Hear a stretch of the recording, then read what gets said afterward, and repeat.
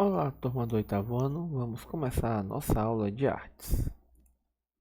Nas últimas aulas, nós vimos a perspectiva atmosférica, a ideia, de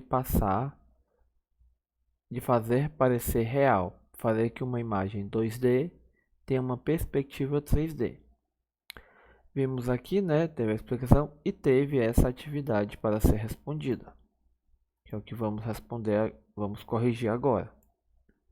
Corrijam aí no livro de vocês, não deixem exercícios errados e sempre mandem as fotos das atividades. A partir das pinturas que você observou, assinale a pintura que utiliza a técnica de perspectiva atmosférica.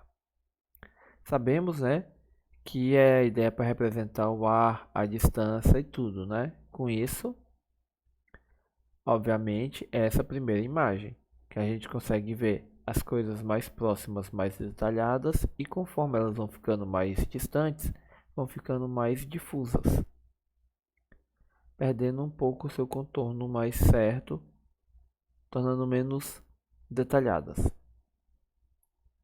Muito bem, continuando. A perspectiva linear, que foi o que a gente começou a estudar. Essa técnica passou a ser utilizada a partir do período do Renascimento, por volta do século XV, para criar a sensação de profundidade. Os elementos distantes são representados em tamanho menor do que os que estão mais próximos ao observador. Quanto mais próximo ao observador, mais detalhado o elemento é representado. Como por exemplo as pessoas. Se a gente for pegar as pessoas aqui da frente, elas são visualmente maiores que as lá de trás, na pintura. Isso dá a ideia de que elas são mais próximas e longe, e elas são bem mais detalhadas do que as do fundo. As linhas desenhadas sobre a obra se encontram em um ponto único, é chamado de ponto de fuga. Ele será o ponto de vista do observador. As linhas determinam o tamanho dos elementos da pintura. Os elementos que se encontram mais à frente são chamados de primeiro plano. Aqueles ao fundo dizemos que estão em segundo plano. Aí vem as duas perguntinhas. Observe a pintura sem interferências. Quais os elementos mais próximos do observador e os mais distantes? Mas pronto, tem o barco e as pessoas são os elementos mais próximos. O céu e as casas ao fundo são os mais distantes. Próxima comparação entre a pintura apresentada na página 81 e a pintura acima. Qual das representações mais se aproxima do real? Escreva alguns elementos. A pintura dessa página representa melhor o real. Por quê? Por causa da forma como ela é composta, onde as coisas lá no fundo são feitas de maneira menor, de forma gradativa, para dar ideia de profundidade. E todos têm um chamado ponto de fuga, que é onde está a visão de quem olha a obra. Quando você olha a obra, o seu ponto visual vai logo aqui para o meinho, que é o ponto de fuga da imagem, que é o topo dessa torre. Claro que a gente percebe as outras coisas, mas nossa visão tende a correr para o fundo, que é para o pontinho dessa torre, que é onde está o ponto de fuga. Com isso foram passadas essas atividades também, Que era para pintar, que eu mostrei como fazer para dar ideia de profundidade, onde aqui as coisas seriam maiores e conforme fossem lá para o fundo ficando menores, para dar ideia de profundidade. E criando ilusões espaciais. No caso, as duas questões são respostas pessoais. Aí vem aqui, ó, a instalação Abissal 2010 foi produzida com vinil adesivo, tinta e filtros de luz. De acordo com a artista, ela mostra o poder que a arte tem de proporcionar novas experiências com a realidade. É uma obra que inquieta e desperta o olhar, ainda aguça a curiosidade e convoca o espectador a participar dela. Porque o cara se perde na perspectiva que é. Afinal, ele está pisando no chão, mas a mesma ideia parece que ele está meio que flutuando e que o chão é mais profundo. O uso da perspectiva cria um espaço arquitetônico provocando uma leitura espacial. Veja os desenhos preparatórios de Regina Silveira, realizados durante seu processo de criação. seja, ela fez toda a preparação do desenho para que causar essa noção de como pintar o solo, onde colocar a luz, que a luz é importante, onde usar o preto e onde usar o branco. Isso tudo dá essas ideias de profundidade. Aí vem, ó, você conhecer a perspectiva, uma técnica que permite ao artista representar uma imagem com a ilusão de profundidade em um espaço que é plano. Observe a imagem a seguir e você acha que o artista utilizou a perspectiva na elaboração dessa obra? Observe bem que a perspectiva aqui é totalmente bagunçada. As coisas não fazem sentido, como por exemplo, o cara pescando parece no fundo, ao mesmo tempo que esse cara pescando também. A placa dessa casa em primeiro plano, a placa está atrás das árvores que estão lá no fundo, atrás da ponte.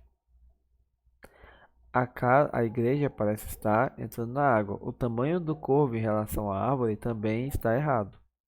E a mulher nessa casa está ajudando um cara que está na colina atrás da casa a acender um cigarro. O tamanho das ovelhas também não fazem sentido.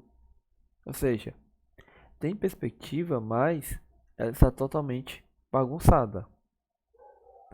Essa gravura, chamada Sátira sobre a Falsa Perspectiva, foi criada por William Hogarth em 1754 para um panfleto que abordava a técnica de perspectiva. Nela é apresentada uma cena com exemplos impossíveis da técnica, embora os elementos individuais estejam coerentes.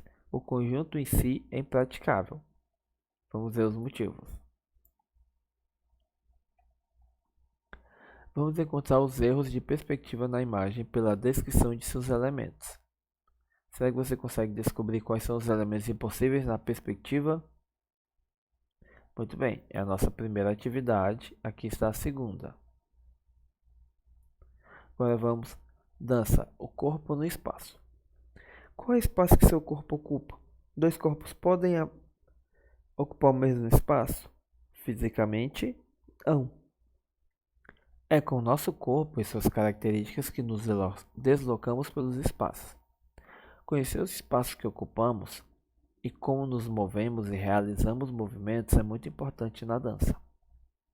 Salia Sanou, de 1969 aos dias atuais, de Burkina Faso, é coreógrafo, bailarino e estudou teatro antes de se tornar um dos nomes mais conhecidos da dança africana.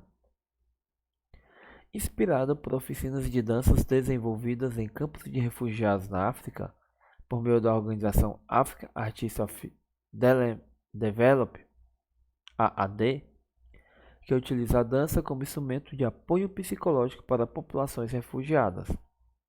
Em 8 países africanos, Sanou compôs o espetáculo do Desejo de Horizontes. Esse espetáculo reflete sobre luta, resistência e desejos no exílio. Apresentados por 6 bailarinos, um contador de histórias e 2 jovens refugiados africanos, traz para o palco o tema do exílio, tanto do ponto de vista territorial, como do isolamento e da perda de identidade dos migrantes, que estão em constante deslocamento, além de questionar os conceitos de território e fronteira. Nesse capítulo, Sanou mostra nossos desejos, nossa força de luta e de resistência e nos convida a acessá-los. Ou seja, é um espetáculo de dança que critica e mostra os problemas de uma situação muito triste, que é a situação dos refugiados.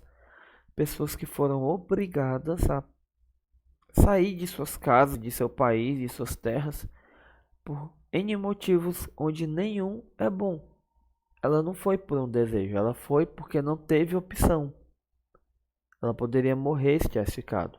Como por exemplo, países que estão passando por graves problemas de guerra, como a Síria, por exemplo, muitas pessoas fugiram daquele país, se refugiaram em outros países. Da África, muitos se refugiam na Europa. Ou seja, em muitos lugares do mundo, a situação está tão desesperadora que os moradores de lá veem como a única opção se refugiar para outros locais. E nem sempre eles são aceitos. ou quando são aceitos, ficam em locais que não atendem nem às necessidades básicas dele. Por isso que a vida de refugiado é tão ruim, e um movimento artístico que mostra essa situação é muito importante para que as pessoas vejam em que situação os refugiados estão vivendo. Essa atividade prática não precisa ser feita, ok? E por último vem a nossa última atividade, que é na página 90, ok? Leiam os textos, respondam e não se esqueçam. A agenda ficou das páginas 89 a 90. Lembrando que tanto dessa aula como da outra, eu quero receber as fotos das atividades até 8 horas da noite. E não se esqueçam de deixar um curtir e um comentário com o nome de vocês na aula no YouTube, para que isso vai ser contado como nota, como falta, ou seja, é a chamada de vocês, é colocar o nome de vocês e a curtida na aula. Sem contar que ao entregar a atividade você recebe um joinha amarelo, que é para contar que eu vi essa atividade e eu só vou considerar como enviada corretamente se ela for enviada até as 8 horas da noite.